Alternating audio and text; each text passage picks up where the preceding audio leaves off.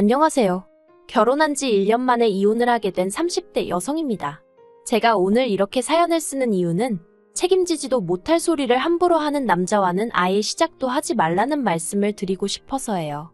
사실 제 얼굴에 침 뱉기 같아서 친구들한테는 차마 말하지 못했지만 저 역시 남편과 연애를 시작할 땐 남편이 그렇게 무책임한 사람인 줄 몰랐어요. 남편과는 사회생활을 하면서 자연스럽게 알게 된 사이예요. 오며 가며 서로에 대한 호감을 갖게 되었다가 남편이 먼저 한번 만나보고 싶다는 표현을 해오면서 연인이 되었지요. 당시 저희 둘 다 20대 후반으로 결혼까지 생각하고 시작한 만남은 아니었고요. 하지만 인간관계라는 게 제가 뜻한 대로만 흘러가는 건 아니대요. 사귄 지 3년쯤 되니까 남편이고 저고 누가 먼저랄 것 없이 우린 나중에 결혼하면 이렇게 살자. 애는 몇 명 낳자. 약간은 농담처럼 이야기를 나누기 시작했거든요. 근데 솔직히 연인 사이에 의뢰하는 이야기 정도로만 생각했던 제가 어리석었지요. 왜냐하면 그러다 보니까 어느샌가 저희 둘이 결혼하는 게 당연한 일처럼 되어 있었거든요. 그래서 남편을 사랑한 것과는 별개로 결혼에 대한 100%의 확신이 있어서라기보다는 약간은 분위기에 휩쓸려서 결혼을 하게 된 듯합니다. 다른 사람들의 생각이나 시선보다는 제 마음의 소리에 좀 더 귀 기울이고 스스로에게 솔직했어야 하는데 말이지요. 신혼살림은 저희 둘의 직장이 있던 지역 내 작은 아파트에서 전세로 시작했어요. 시부모님이나 친정부모님이나 다행히 당신들 사는 집하고 노후 준비 정도는 되어 있었지만 결혼하는데 현찰다발을 턱턱 내주실 상황은 아니었거든요. 그래서 남편과는 처음부터 우리 두 사람의 능력으로만 시작하자고 약속을 했었어요. 쓸데없는 허례허식도 상의 끝에 생략했었지요. 하지만 어째서인지 저도 남편만큼이나 받은 게 없었는데 언젠가부터 어머님과 신우는 걸핏하면 제가 빈몸으로 시집왔단 소리를 해댔습니다. 그리고 더 화가 나는 건 그런 소리를 듣고도 남편은 저를 대신해서 말 한마디 해주는 법이 없었다는 거예요. 결국 참다 못한 제가 어머님 면전에다 대고 제 친구들은 남자 쪽에서 집도 해오고 차도 사오던데 저는 무슨 팔짠지 모르겠다고 해버렸어요. 남자가 모아둔 돈이 없으면 시부모님이라도 해주시던데 하면서 말이에요. 이런 대화가 신혼 초에 있었으니 이후로 시부모님과 신우 그리고 제 관계는 금세 안 좋아졌습니다. 솔직히가 시집온 며느리였던 제 입장에선 시댁 식구들과 껄끄러운 사이로 지낸다는 게 얼마나 부담스러운 일이었는지 몰라요. 하지만 계속 제가 참고만 있었다면 저희 어머님이나 신우 성격을 봤을 때 어디까지 참나보자는 식으로 저를 무시하고 막대할게 뻔했거든요. 그래서 마음은 불편했지만 후회는 없었습니다. 그리고 그때부터 어머님이나 신우는 제 말 한마디 행동 하나하나 관찰하며 한마디로 물고 뜯을 궁리만 하는 사람들 같더라고요. 그런데 제가 두 사람 눈에 거슬리는 짓을 안 했던지 급기야는 결혼한 지 반년이 다 돼가던 시기에 난데없이 집들이는 왜 안 하냐고 화를 내는 게 아니겠어요. 허심탄회하게 털어놓겠습니다. 집들이를 안 했던 이유는 단순했어요. 일단 저희 아파트는 지어진 지 30년 가까이 된 구축이었거든요. 그래서 벽이 무너졌거나 물이 안 나오고 그런 것은 아니었지만 어쨌든 요즘에 지어진 집들처럼 환하고 세련된 멋은 없었지요. 하지만 제 집도 아니고 전세였으니 답답하긴 했어도 제 생돈을 들여서 고치기는 그렇더라고요. 그래서 그나마 새로 한 것이라곤 도배밖에 없었고 상황이 그렇다 보니 좋은 가구를 들이기도 그렇더라고요. 그래서 언제가 될지 기약은 없었지만 그래도 언젠가 전세가 아닌 자가를 사게 되면 그때 좋은 가구를 사자는 생각으로 일단은 저렴하게 중고시장에서 장만한 가구들이 대부분이었습니다. 그렇다 보니 솔직히 살기야 살고 있어도 남을 불러서 자랑을 한다던가 그러고 싶은 마음이 없었네요. 한편 결국 남편이 저에게 통보하듯 집들이를 하기로 했다고 알려왔어요. 제가 남편에게 적어도 나랑 상의는 하고 그런 결정을 내렸어야 하는 거 아니냐니까 자기도 어머님과 신우한테 시달리는 게 너무 힘들어서 충동적으로 그랬다나요. 그리고는 어차피 한 번은 해야 할 것 같으니 좋은 마음으로 하잡니다. 저는 너무 짜증이 났지만 한편으론 그래 남편 말대로 어차피 한 번은 거쳐야 할 관문이면 매도 먼저 맞는 게 낫지 그렇게 생각하기로 했어요. 그리고 어머님 아버님 그리고 신우만 초대하면 3사람밖에 안 되니까 음식하고 그러는 게 얼마나 힘들 것 같지도 않았고요. 그런데 집들이를 하기로 한 전날 어머님한테 연락이 왔습니다. 어머님 아버님 신우뿐만 아니라 어머님 친척분들도 오실 거라면서 음식을 넉넉히 준비하라고요. 제가 남편더러 갑자기 이렇게 바뀌는 법이 어딨느냐고 당신이 어머님이랑 통화 좀 해보라 했어요. 그러자 남편은 자기가 통화하면 뭐가 달라지겠냐고, 어머님 기분이나 상한다며 그냥 기왕하는 거 좀 더 넉넉히 준비한다 생각하라대요. 하지만 말이 쉽지. 눈앞이 깜깜했지요. 어머님, 아버님, 신우 그리고 저희 부부까지 5사람에 맞춰서 장도 다 봐놨고 어떻게 할지 구상도 마쳤는데 이제 와서 갑자기 친척들이 온다니. 아무리 생각해도 도무지 답이 안 나와서 그러면 내일 아침에 당신이 나를 좀 도와줘야 한다고 했어요. 가서 부족한 재료도 사다 주고 잔심부름도 들어줘야 한다고요. 그랬더니 남편이 흔쾌히 알겠다고 하대요. 하지만 이튿날 아침 일어나니 남편은 벌써 어디를 갔는지 안 보였습니다. 비어있는 침대를 보니까 어찌나 열이 받던지 바로 전화를 했지만 받질 않더라고요. 어디 네가 이기나 내가 이기나 한번 해보자는 심정으로 5번을 내리 걸었는데도 안 받대요.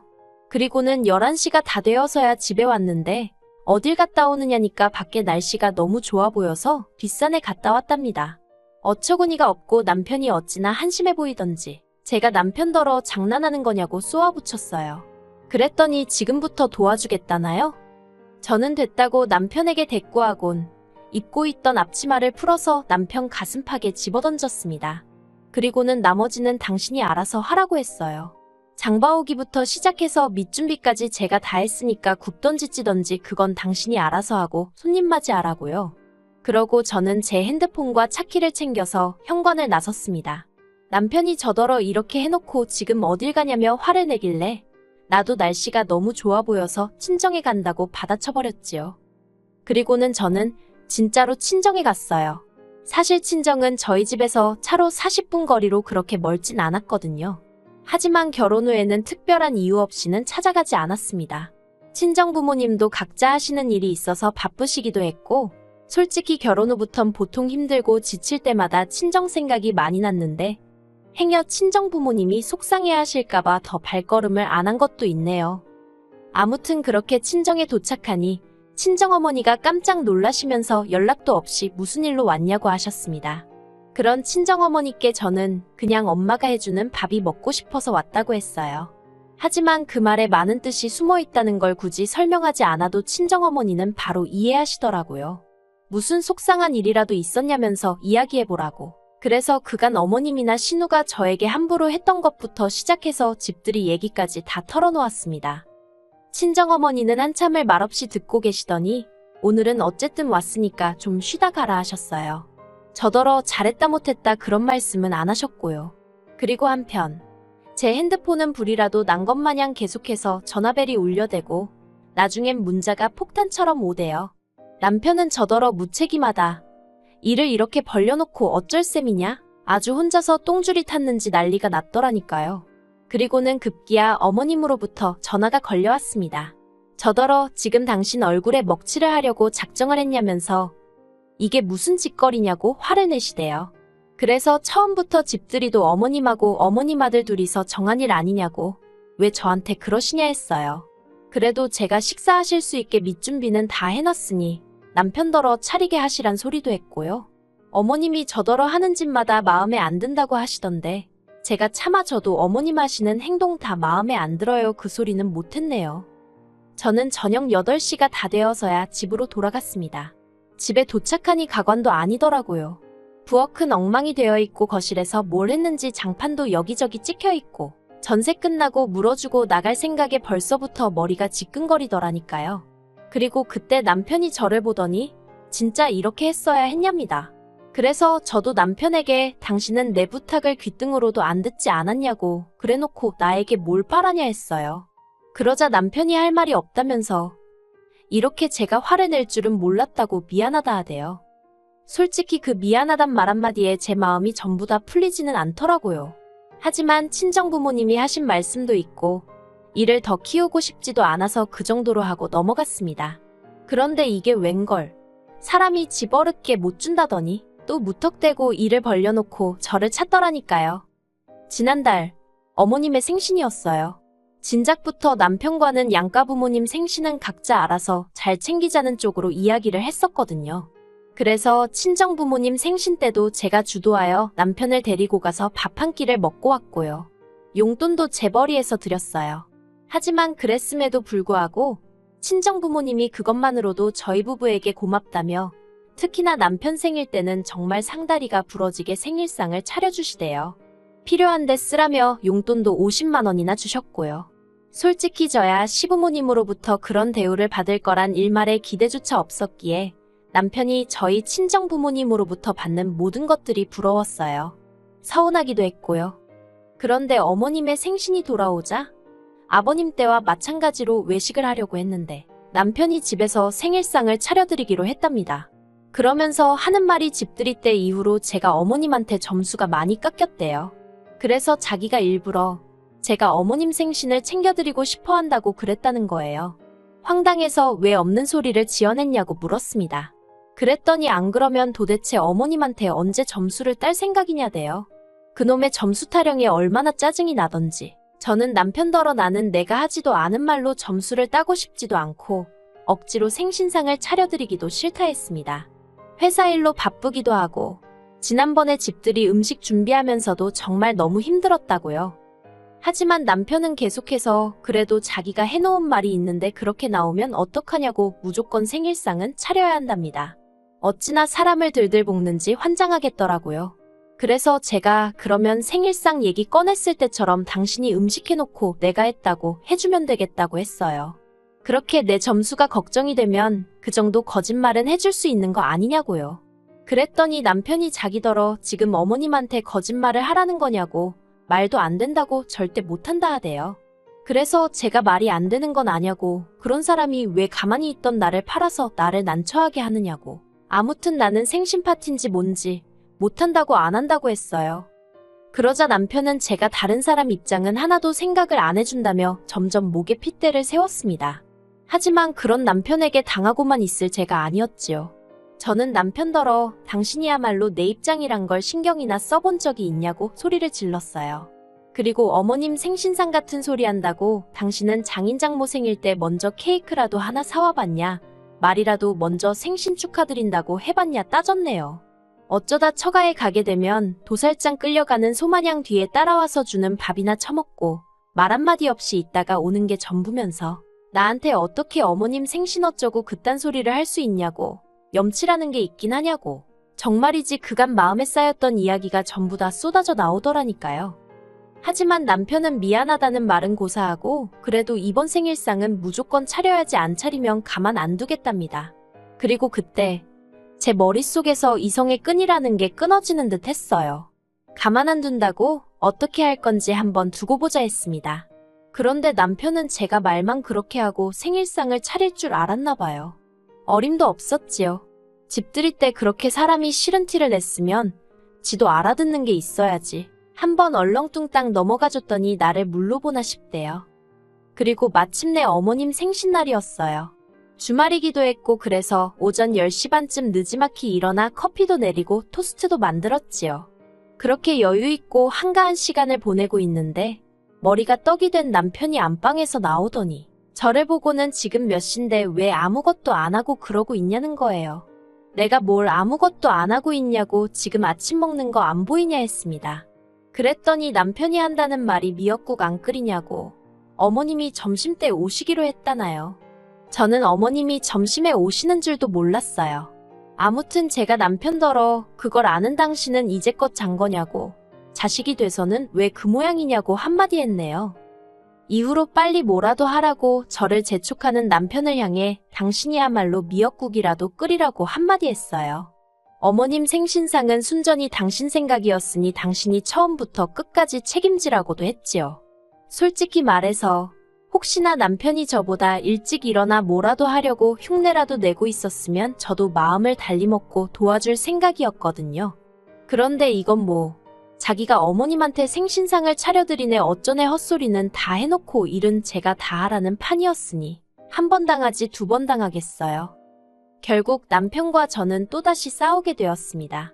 남편이 저더러 며느리돌이를 한 해 못하네 해대길래 당신은 뭘 했냐니까 사위돌이라는 말은 없다면서 빈정거려요. 그래서 사위노릇이라는 게 있다고 이 멍청한 인간아 하면서 당신은 우리 부모님 그러니까 장인장모를 위해서 뭘 얼마나 했다고 나한테 이러냐고 한마디로 할 소리 안 할 소리 다 하면서 싸웠어요. 그리고는 고맙게도 남편이 먼저 이혼 이야기를 꺼내더군요. 한다는 말이 매사 따지고 들고 성 긋는 저 같은 여자랑은 못 살겠다나요. 어이가 없어서 남편더러 나야말로 뒷일은 생각도 안 하고 터진 입이라고 떠들어대는 당신 같은 남자랑은 못 살겠다 했습니다. 그러자 남편이 욕을 하면서 현관 밖으로 나가대요. 부부싸움만 했다 하면 그렇게 밖에 나가서 담배를 피는 습관이 있거든요. 이때다 싶어서 남편이 나가기가 무섭게 현관 보조키까지 전부 다 잠그고 안전고리까지 걸었습니다. 그리고 이내 남편이 돌아와서는 잠긴 현관을 발로 차고 난리가 났대요. 게다가 그새 시간이 흘러서 어머님 아버님의 신호까지 왔더라고요. 다들 이게 뭐하는 짓이냐며 저만 나쁜 인간으로 몰아가는데 정말 지긋지긋하더라니까요. 결국 남편과 저는 이혼을 했습니다. 남편도 저도 서로에게 정이 떨어진 상태였지만 이혼을 어떻게 할지 정할 때만큼은 의기투합이 잘 되대요. 어머님은 저더러 성격 이상자라며 저 때문에 당신 아들 이혼남 됐다고 저를 고소하시겠다 했어요. 그래서 하시라 했습니다. 그러면 저도 어머님과 신우의 억지와 시비 때문에 남편과 사이가 틀어져서 이혼까지 했다고 어머님하고 신우가 저희 가정을 파탄냈다고 똑같이 고소하겠다 했지요. 솔직히 변호사 말로는 소송으로 해도 제가 이길 건데 다만 같이 산 기간이 얼마 안 되니 위자료는 거의 못 받을 거다 했거든요. 이혼 후 저는 친정부모님과 다시 합가를 시작했어요.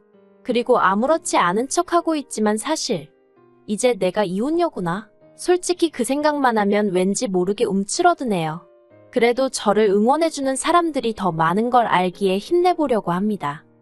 한편 남편의 경우 들려오는 소식에 의하면 기어이 그 생각 없이 말하는 버릇 때문에 큰 코 다쳤더라고요. 이혼 이야기가 오가던 당시 남편은 자기가 곧 승진을 하게 되었다며 무척이나 거들먹거렸는데요. 알고 보니 승진을 할 예정도 아니었고 순전히 자기가 잘못된 몇 개 서류랑 사장이 다른 사람들하고 나눈 이야기를 엿듣고 그렇게 소문을 내고 다녔던 거더라고요.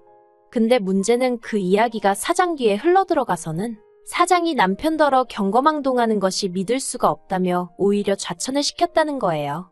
솔직히 그 이야기를 들었을 땐 언젠가 그놈의 입 때문에 망할 줄 알았기에 놀랍지도 않았지만요. 하긴 이제 뭐 남남인데 무슨 상관이겠어요. 저는 저대로 제 앞가림이나 잘하렵니다.